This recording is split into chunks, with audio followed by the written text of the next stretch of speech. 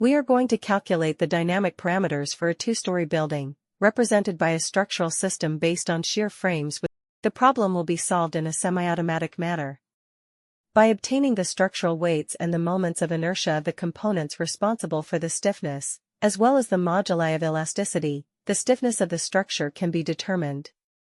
For this case, it can be observed that, based on the structural configuration, a story stiffness of 60 tons per centimeter can be obtained for each floor.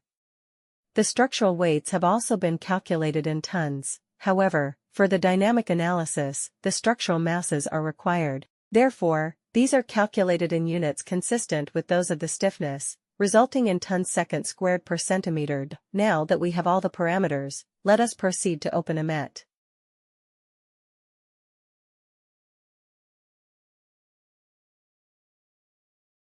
Upon opening AMET, the first thing that appears is a unit system selection window. Since we are working with tons and centimeters, we are going to select the international system.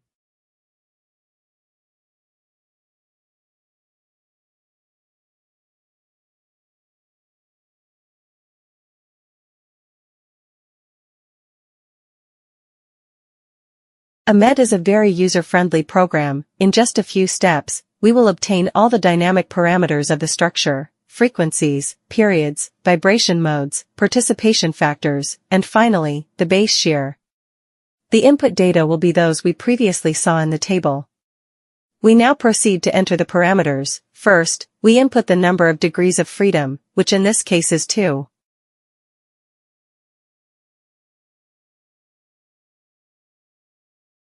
Now we are going to enter the values for masses and stiffnesses, separated by commas. Note that even though the standard unit of weight is the kilogram, we are working with tons. This is not a problem as long as the units are consistent.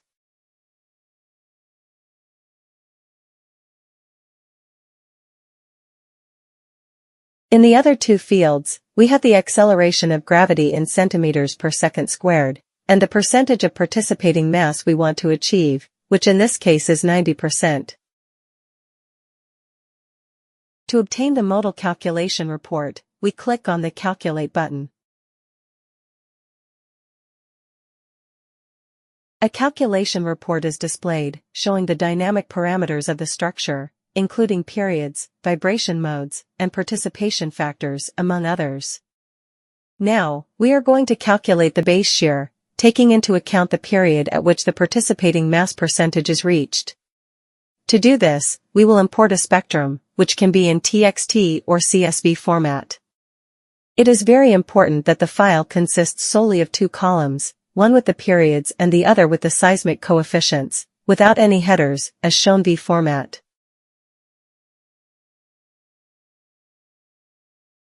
We are going to import the spectrum by pressing the Load Spectrum button.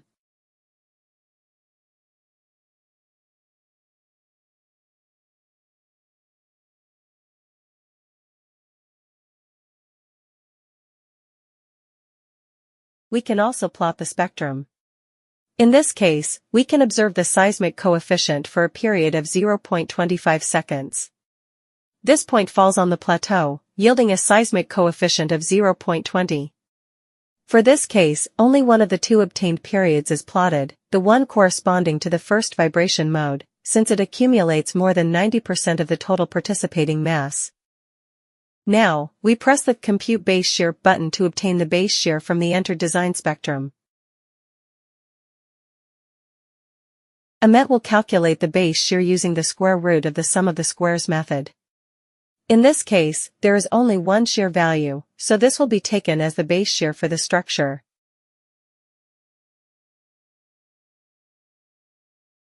With this, the proposed problem has been solved. There is only one final step remaining. We can obtain an editable calculation report, which is a very professional way to present our projects. In the description of this video, you will find a link to try out AMET Basic Studio, which calculates the modal shapes for systems with 2 and 3 degrees of freedom.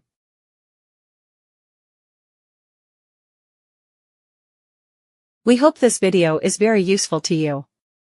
See you next time.